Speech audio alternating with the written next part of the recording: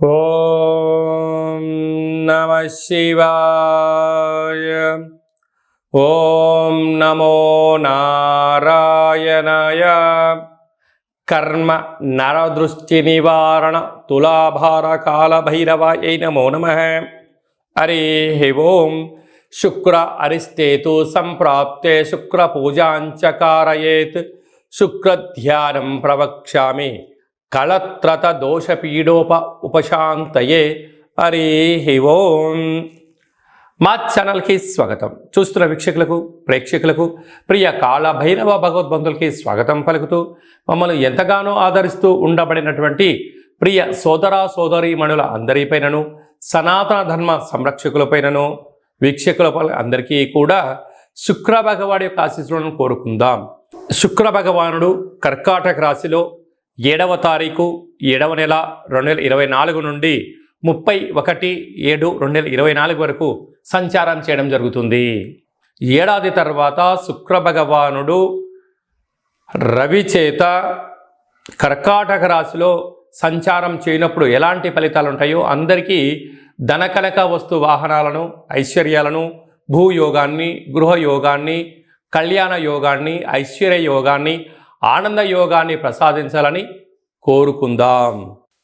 మీనరాశి వారికి ఏడాది తర్వాత శుక్ర భగవానుడు కర్కాటక రాశిలో సంచారం చేయడం, పంచమ స్థానంలో సంతాన స్థానంలో సంచారం చేయడం, అక్కడే ఉండబడినటువంటి రవితో కలిసి ఉండడం, ఒకవైపు ఏళ్ల నాటి శని ప్రారంభ సంచార స్థితిలో ఉన్నప్పుడు వ్యయంలో ఉండబడిన శని భగవానుడు వక్రగతి సంచారం చేయనప్పుడు నూతనంగా వివాహమైన వారికి సంతాన యోగం, పిల్లల యొక్క చదువు, పిల్లల యొక్క అభివృద్ధిలో త్వరగా సక్సెస్ చేయాలని చెప్పి ఆందోళన చెందుతూ ఉంటారు.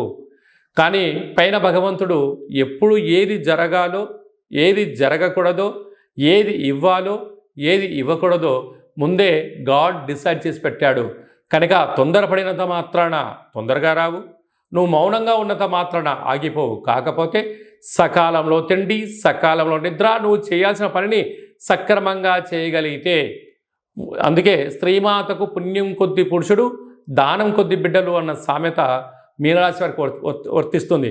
కనుక మీ పని మీరు చేసుకుంటూ వెళ్తూ ఉండండి, ధర్మ మార్గంగా ఉండండి, భగవంతుడి యొక్క ఆశీస్సులు ఉంటాయి, అన్నింటా విజయం మీ సొంతమవుతుందని చెప్పి గమనించాలి.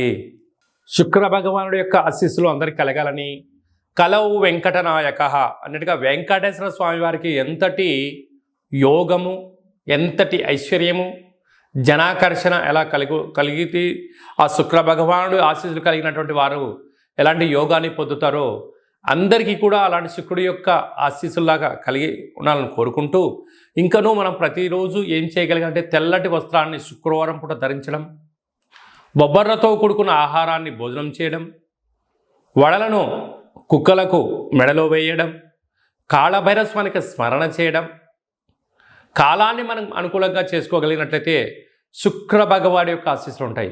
ప్రతిరోజు ఏదో ఒక సమయంలో శుక్రహోర ఉంటుంది.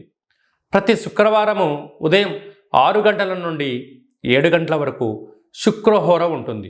అలాంటి కాల సమయంలో ఓం ద్రాం ద్రీం ద్రౌం సహ శుక్రాయ నమః అనేటువంటి మంత్రాన్ని 20 సార్లు తగ్గకుండా, ఓపిక ఉంటే 27 సార్లు, 54 సార్లు, 108 సార్లు చేయగలిగినట్లయితే అద్భుతమైన శుక్రుడి యొక్క వీక్షణ దృష్టి కలిగి ధనకనక వస్తు వాహనాలతో విలాసవంతమైనటువంటి జీవితాన్ని పొందుతారు అని చెప్పడంలో ఏమాత్రమూ సందేహమే లేదు.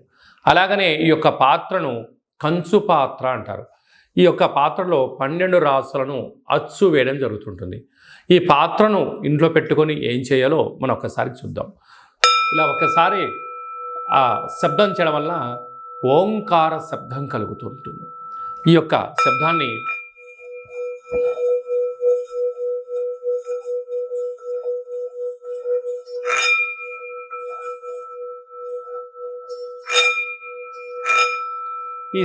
సృష్టించడం వలన మనిషి శరీరంలో ఉండబడినటువంటి క్లోజ్ అయినటువంటి చక్రాలు ఓపెన్ అవ్వడం, నూతనమైన వ్యాపారాలు ఆకర్షించడం, అదృష్టానికి స్వాగతం అని చెప్పి మనం తెలుసుకోగలగాలి.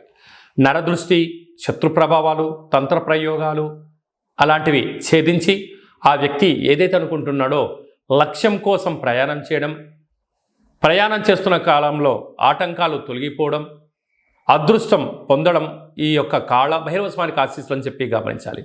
కనుక ఆ పాత్రను ఇంట్లో పెట్టుకొని ప్రతిరోజు మనం అలా చేయడం వలన విద్యాకర్షణ, ఉద్యోగాకర్షణ, వ్యాపారాకర్షణ, రాజకీయ ప్రవేశము, జనాదరణ, ప్రభుత్వ అధికారులతో సత్సంబంధం కలిగి ఏకచక్రే మహాభోగి అన్నటువంటి యోగం కలుగుతుందని చెప్పి తెలుసుకోవాలి.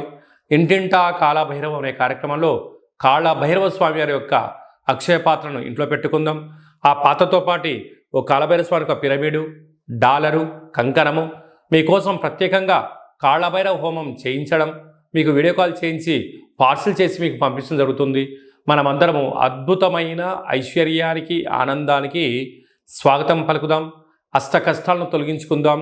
ఇంట్లో ఉండబడే జ్యేష్ఠాదేవి బయటికెళ్ళడం, గ్రామంలో సంచరించిన లక్ష్మీదేవి మన ఇంటికి వస్తుందని చెప్పి గమనించాలి.